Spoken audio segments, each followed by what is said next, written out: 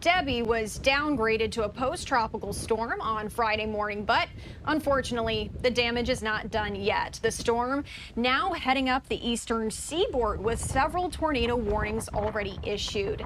Debbie has caused a lot of rainfall, and the southeast is still feeling those impacts. We even showed you a video here on Live Now from Fox last week of a catfish swimming in the streets. That's how high the water has gotten. As the storm continues north, it could bring an additional 3 to 5 inches of rain to states from Pennsylvania up to Maine in less than 24 hours.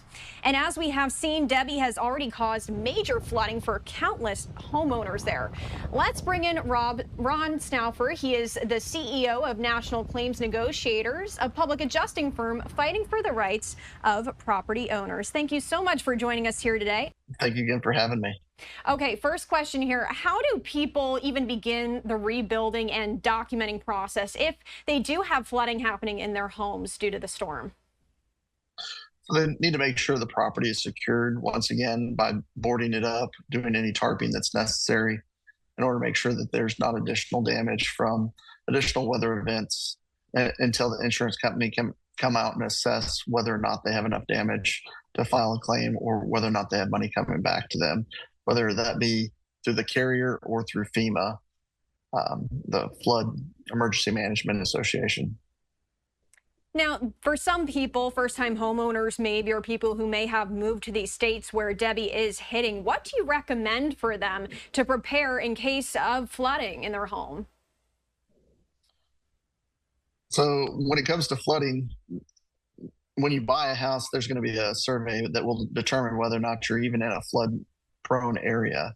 If you are, you're going to have to pay for additional insurance in order to protect the property. Some of those properties, though, aren't in flood-prone areas, and they're getting thousand-year floods, stuff that's never expected to flood. It's happening in areas that doesn't typically flood in.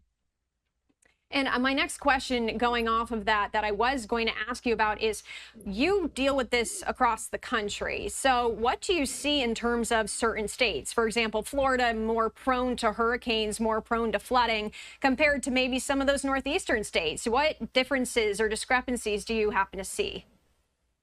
Well, right now, Nebraska and Iowa are having thousand-year floods that towns and areas that have never flooded before are now flooding and devastating towns and property owners in the Midwest where it doesn't typically flood. We're going to see what happens with Debbie and along the East Coast and what areas are going to have flooding and what areas are not. People have to be prepared, have some kind of emergency plan in place, and be proactive versus being reactive to what happens. And then long term here, what are those effects of storm damage? So it's going to affect the housing market.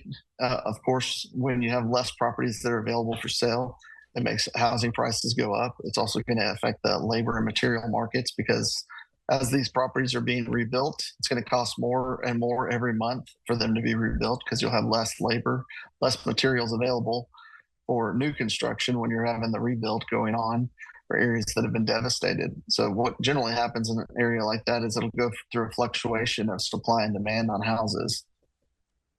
Some homeowners may find out that they aren't covered or they may have difficulty getting paid. So what advice do you have for people to not be stuck in that scenario? How can they be proactive?